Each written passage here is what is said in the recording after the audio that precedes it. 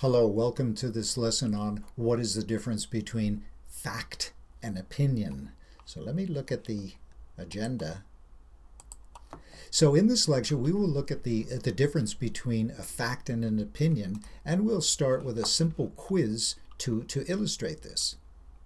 And we'll define what a fact is and talk about three different kinds of facts. And then we'll define what an opinion is and talk about two different kinds of opinion.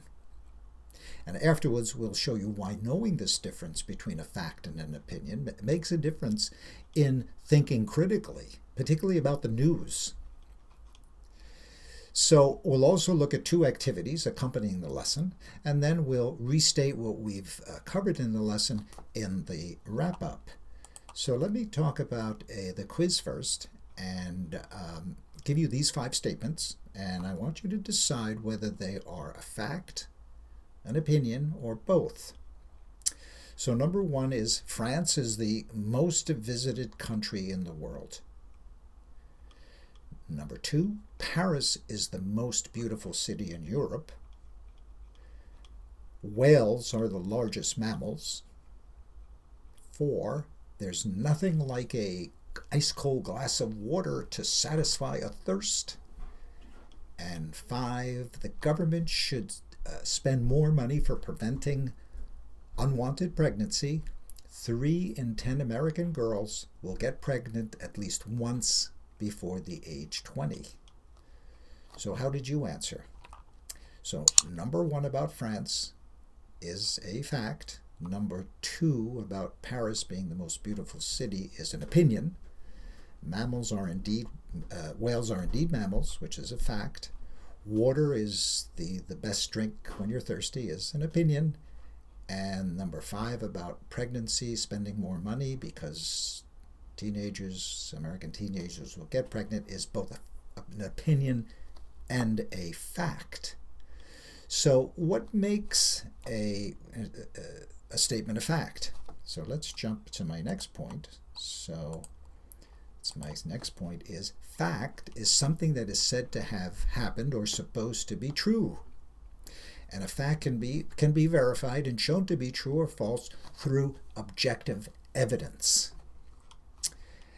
On the other hand, an opinion expresses a feeling, an attitude, belief, or value judgment, and it may be true for some, but not for others. So let's look more closely at facts.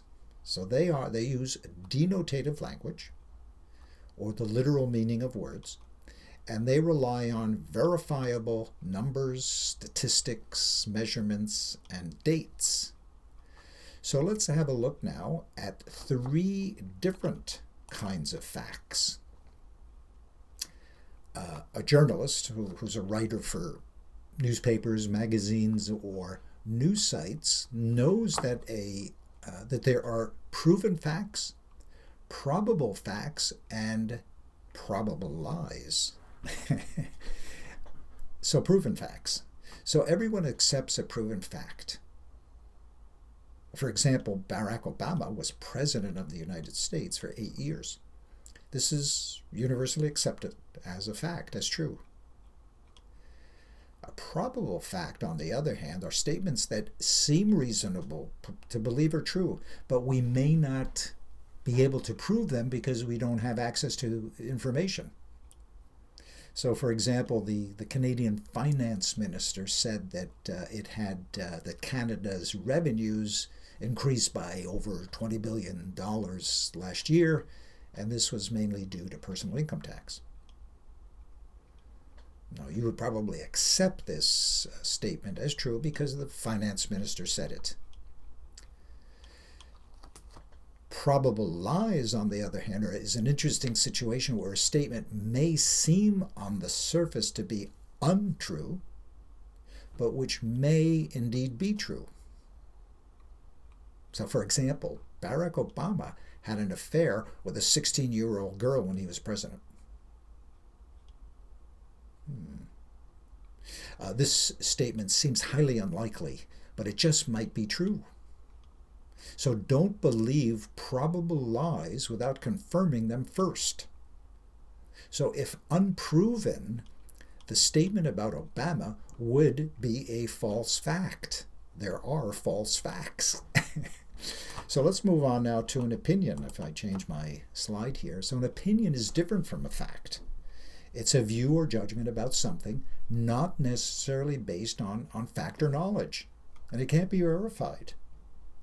It uses connotative language or words and expressions that are not tied to literal meaning. So opinions can mean different things to different people, and they use value judgments. They use comparisons such as good, bad, worst, most, bad, worst, terrible, and great, wonderful, lovely. And people often form opinions or conclusions after looking at the facts. And sometimes people may erroneously or falsely believe these opinions to be facts.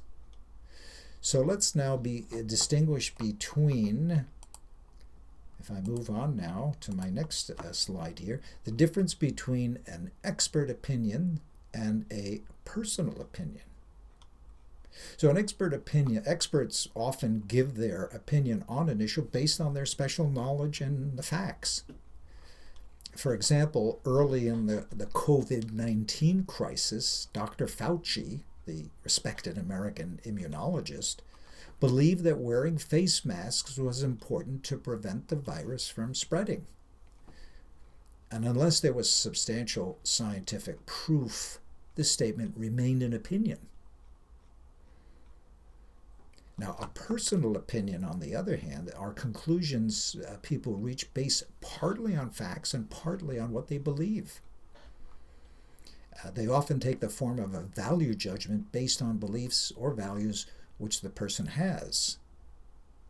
So, for example, a colleague of mine believes strongly that abortion is immoral and should be made illegal. On the other hand, a colleague of mine believes that abortion is a personal issue and should be accessible to women in need. So why, let me jump on now, my next piece here is, why is this important to be able to distinguish between facts and opinions? Well, you need to be able to use reliable information to form your own opinions. In addition, knowing other people's opinions, particularly expert opinions, can serve as a model for you to form your own opinions. And finally, knowing how facts and opinions differ can help you develop your critical thinking skills when following the news or current events. And this is part of news literacy.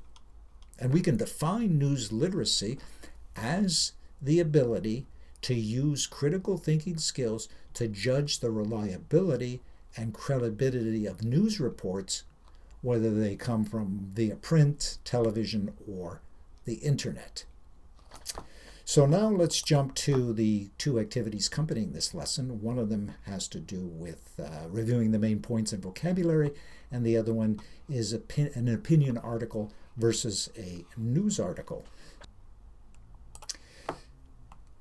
So in activity 1, you get to review the true and false. Choose the following statements, whether they are true or false. We've seen that before. Type activity. There's short answer activity here to complete the statement. And activity 2, which is kind of interesting, I think, is choose an online newspaper such as the Globe and Mail, one of the top Canadian newspapers, and go to the opinion section, select an article, then find a news article on the topic and compare it to the opinion article. So I think that's a good activity. So we go back to the agenda here, and let's wrap up. So we saw that we looked at the difference between a fact and an opinion, and you took a sample quiz which illustrated this difference. We defined what a fact is and looked at the 3 different kinds of facts. Then we explored what is an opinion and gave examples of 2 different kinds of opinions. And afterwards we showed why knowing the difference between a fact and an opinion is an aspect of critical thinking, especially when following current events. I hope you enjoyed this overview of the difference between fact and opinion, and we'll see you in the lesson down the road. Bye now.